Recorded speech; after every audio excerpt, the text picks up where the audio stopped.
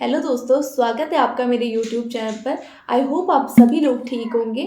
सर्दियाँ आ गई हैं। सर्दियाँ काफ़ी मज़ेदार होती हैं, लेकिन अपने साथ कई तरह की परेशानियाँ भी लाती हैं। हमको सर्दी, जुकाम, खांसी ये सब तो होता ही है, लेकिन इसके साथ-साथ स्किन से रिलेटेड प्रॉब्लम भी हम फेस करते हैं। सर्दियों में जो सूखा वातावरण है, वो हमारी स्किन को भी रूखा कर देता है। तो हमारा जब ऐसा हाल है, बच्चों का कैसा हाल होता होगा? बच्चों के अक्सर गाल फट जाते हैं, उनके होंठ फटते हैं, स्किन डल हो जाती है सर्दियों में। तो आइए मेरे साथ जानेंगे इस वीडियो में कि कौन-कौन सी बातों का हमने ध्यान रखना है, कौन-कौन से पॉइंट्स हमने फॉलो करने हैं, जिनसे इन सर्दियों में हम अपने बच्चों की स्किन को एकदम हैप्पी-हैप्पी रखेंगे। तो आइए वीडियो को स्टार्ट करते हैं।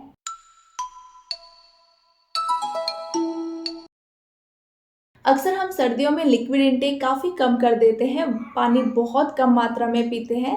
तो हमने ध्यान रखना है कि बच्चों को हम 2-3 घंटे में 2-4 चम्मच पानी तो पिला ही दें। अगर आपका बच्चा 6 महीने से कम उम्र का है, तो आप उसको नियमित रूप से स्तनपान यानी कि ब्रेस्ट फीडिंग कराते रहिए। अगली बात जो हमने ध्यान में रखनी है, बच्चों को नहलाते समय हम जो पानी यूज़ करते हैं, उसका टेम्परेचर ज़्यादा गर्म ना हो। ज़्यादा गर्म पानी से हमारा जो त्वचा का नेचुरल मॉइस्चर है, यानी कि जो प्राकृतिक नमी है, वो छिन जाती है। अक्सर जब हम गर्म पानी से नहाते हैं, फेस वॉश करते हैं, तो हम पाते हैं कि हमारा जो स्किन है वो थोड़ा-सा रूखा हो गया है। तो उसी प्रकार से बच्चों का भी मॉइस्चर छिन जाता है। तो इसलिए हमें ध्यान देना है कि जो टेम्परेचर हो पानी का वो आइडियल हो, बच्चे की स्किन उससे ड्राई ना हो। एंड साथ में जब हम ज़्यादा गर्म पानी से बच्चे को नहलाते हैं, तो जब बाहर के एयर के कॉन्टैक्ट में बच्चा आता है, तो उसे ज़्यादा सर्दी लगती है, जिससे सर्दी जुकाम जैसे लक्षण बच्चे को हो सकते हैं। इसलिए हमेशा बच्चे को गुनगुने पानी से ही नहलाना है। नहलाने के बाद हो सके तो आप 10-5 मिनट धूप में फिर बैठ सकते हैं बच्चे को लेके।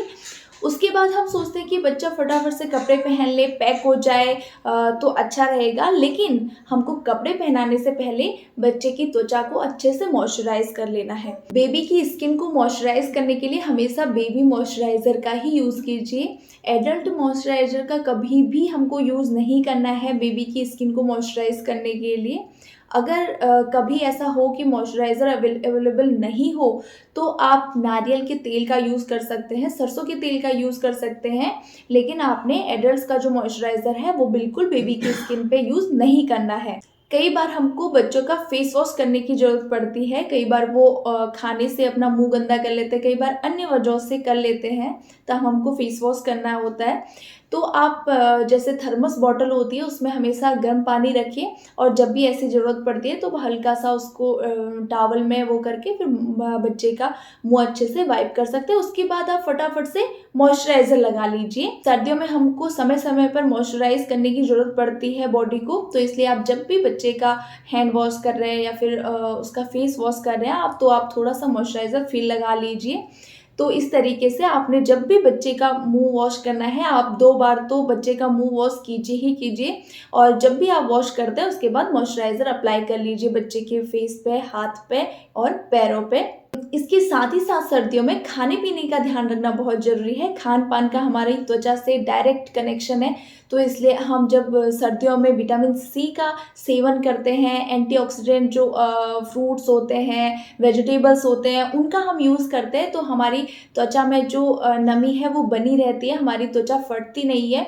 तो इसलिए वो ज़रूरी है। अगर आपका बच्चा ब्रेस्ट फीडिंग पे है, तो माँ को इस तरीके के खान-पान का सेवन करना चाहिए। अदरवाइज़ आप बच्चों को वो सब दे सकते हैं। जो 6 महीने से ऊपर की उम्र के बच्चे हैं, उनको आप इस तरीके का खाना दीजिए, जो सीज़नल फ्रूट्स हैं, वेजिटेबल्स हैं, वो अगर बच्चे अपने खान-पान में लाएँगे, तो स्किन से रिलेटेड कुछ प्रॉब्लम्स सॉल्व हो जाएँगी। एक बात का ध्यान रखना बहुत ज़्यादा ज़रूरी है, अगर आपके बच्चे का स्किन काफ़ी फट चुका है और हाल थोड़ा-सा बुरा है, दाने होने लग गए हैं, स्किन एकदम रेड हो गई है, तो उस पे किसी भी तरीके की रेमेडी बिल्कुल भी अप्लाई मत कीजिए।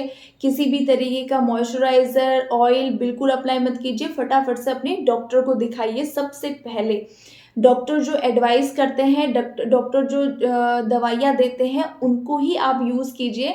बच्चे की स्किन पे किसी भी तरीके का आप एक्सपेरिमेंट बिल्कुल मत कीजिए, ये आपने ध्यान में रखना है। तो इस वीडियो में हमने जाना बच्चे को बहुत ज़्यादा गर्म पानी से हमने नहीं नहलाना है, बहुत देर तक हमने नहीं नहलाना है, बच्चे की बॉडी को अच्छे से मॉइस्चराइज़ करना है और मॉइस्चराइज़र हमेशा बेबी मॉइस्चराइज़र ही यूज़ करना है। और हमने जाना लिक्विड इंटेक अच्छा होना चाहिए सर्दियों में, सूप भी पिला सकते हैं बच्चों को वेजिटेबल्स का सर्दियों में। पानी का इंटेक अच्छा होना चाहिए, समय-समय पर पानी पिलाते रहिए बच्चों को। 6 महीने से कम की उम्र का बच्चा है तो स्तनपान कराते रहिए समय-समय पर। और हमने ये भी जाना कि अगर वर्स्ट सिचुएशन हो जाती है, सिचुएशन थोड़ी-सी ज़्यादा खराब हो जाती है स्किन की, तो हमने कोई रिस्क नहीं लेना है, फटाफट से डॉक्टर को कंसल्ट करना है।